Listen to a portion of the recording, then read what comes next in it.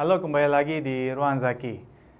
Kita ingat betul bagaimana pengalaman kita ketika kuliah, bagaimana proses kita menyusun sebuah skripsi, mencari judul, membuat rumusan masalah, memasukkan teori-teori di dalamnya, hingga berkali-kali bertemu pembimbing, ada revisi yang harus kita selesaikan, hingga kemudian akhirnya tibalah ujian sidang skripsi yang sangat menegangkan dan pasti sangat memorable karena kita menunggu hasil apakah kita lulus atau tidak lulus.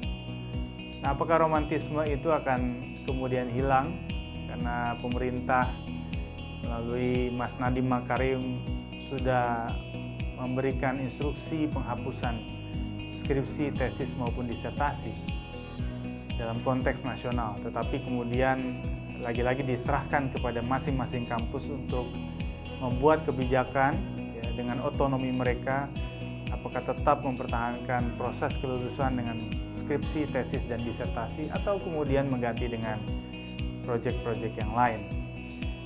Di banyak negara termasuk Australia misalnya itu tidak menerapkan skripsi di beberapa kampus dan hanya menyelesaikan kuliah saja, berapa SKS, lalu kemudian mereka lulus dan diwisuda.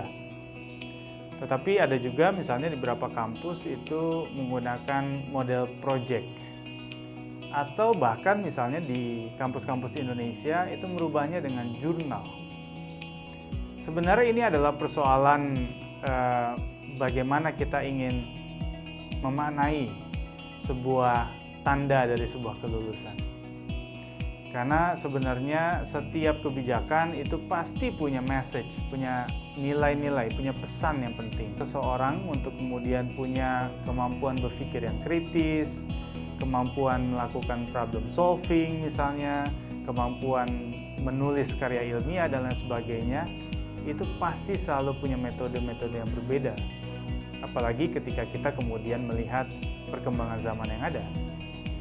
Menulis jurnal, meskipun secara jumlah halaman lebih sedikit dibandingkan menulis skripsi misalnya, tetapi juga punya sebuah proses yang tidak kalah hebatnya. Kita tahu misalnya dalam beberapa publikasi bereputasi, jurnal yang terindeks Scopus, bahkan Q1, reviewnya saja bisa 2 tahun sendiri kita menunggu. Itu baru tahu kita diterima atau tidak, kira-kira begitu. Dan proses revisinya pun juga luar biasa, memakan waktu yang sangat banyak. Biaya tidak sedikit dari para peneliti, akademisi yang kemudian juga harus mengeluarkan biaya yang tidak kecil. Sama dengan ketika kita kemudian menulis skripsi, tesis, dan disertasi misalnya. Oleh karena itu, ini soal sudut pandang. Apa kemudian yang mau kita pilih untuk kebaikan lulusan kampus-kampus di Indonesia?